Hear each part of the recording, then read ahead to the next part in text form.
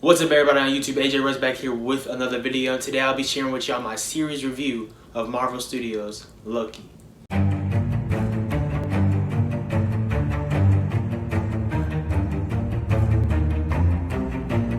So before I get into the review, there are definitely spoilers ahead, so if you haven't watched Loki, stop what you're doing, turn off this video, and go watch Loki on Disney+, and then once you're done watching all 6 episodes, come back here and watch the review.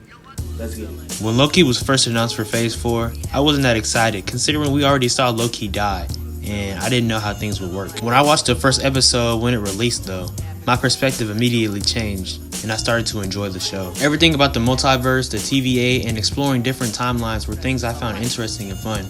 And of course, Tom Hiddleston and Owen Wilson on screen together were amazing. Loki's development, even in the first episode, seeing how his life was supposed to go, was heartbreaking, and it made you feel for him, and invested myself to see how much his character would change. From seeing him early on as a villain to an anti-hero and now finding some sense of good made me really enjoy the series. As the show went on to introduce Sophia DiMartino's variant Loki, I was impressed with her character, with her abilities of enchantment, and her combat was next level. As her beef with the TVA was shown and her reasons for wanting to find out who's behind it, it makes you really become a fan of her character. Moving forward though, my favorite episodes of course were seeing everything unravel in the final 3 episodes, along with the first episode. Seeing 4 variant Lokis and Loki Gator, Classic Loki, Boastful Loki, and Kid Loki at the post-credit scene of episode 4 going into episode 5 with our Loki really made me excited to see more alternate timelines in the MCU, and know that we'll most likely be seeing different versions of Spider-Man in Spider-Man No Way Home, and more multiversal characters in Doctor Strange 2. Seeing Sylvie and our Loki bond over time and even develop feelings for each other was interesting to see because they are both Lokis, so it's like loving yourself in a sense. But nevertheless, I enjoyed Sophia DiMartino and Tom Hiddleston on screen together. Moving on to another character though is Ravonna Renslayer, who looks suspicious from episode 1 in my eyes, also knowing that she has ties with Kang the Conqueror in the comics. As the TVA's secrets and the quote-unquote timekeepers were being proven as lies, it seemed like she genuinely didn't know the truth about the TVA. In the last episode, she said to Mobius that she was searching for her free will. Wherever that leads her to, we know she'll likely cross paths with Kang. And speaking of Kang the Conqueror, oh my goodness, seeing Jonathan Majors in episode 6 as Kang was so dope. All along, Marvel fans like myself were wondering who was behind the TVA and speculated it could be Kang, but honestly, I didn't want a disappointment like Mephisto in WandaVision. Kang explaining himself being from the future in the 31st century similar to the comics was amazing, and Jonathan Majors as him was dope, seeing him in a similar comic accurate costume.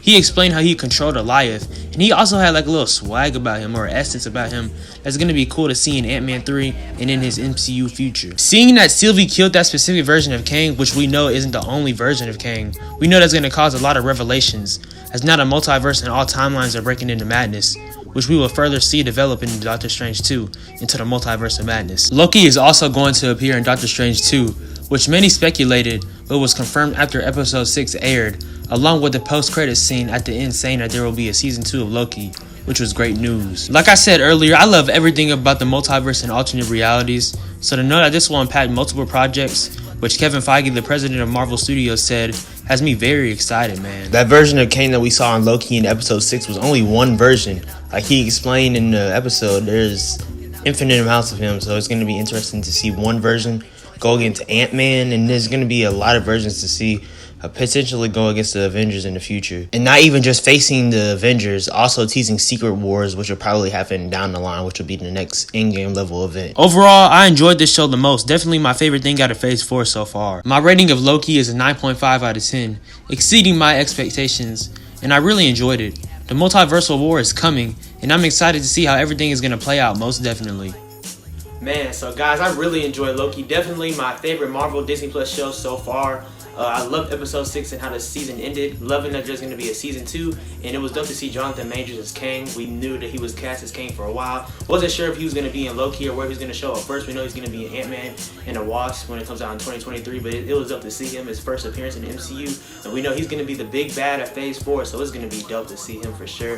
Definitely looking forward to that and more of his arc. And just seeing how the Multiverse of Madness will come and how everything will play out. Alright guys, so I hope y'all enjoyed the video. Man, I love Marvel. I love everything everything about the MCU, and this is just the beginning of Phase 4 and all the revelations that the multiverse will show in the MCU, the alternate timelines and all those things. We have way more shows coming out this year. Hawkeye, Marvel's What If in August. We have Miss Marvel that's supposed to come out later this year as well. So a lot of things coming, a lot of stuff will be covered on this channel, so for sure stay tuned for that. Love everything about the MCU, so definitely stay tuned. Thank y'all for watching. Make sure to like, comment, subscribe, and turn on post notifications. Follow me on Instagram and Twitter at SwaggyRuss. And appreciate y'all. Stay tuned for more videos and more content, all types of things coming soon. And I just appreciate y'all for sure. So y'all have a good one. Take care, be blessed, and appreciate y'all. For sure.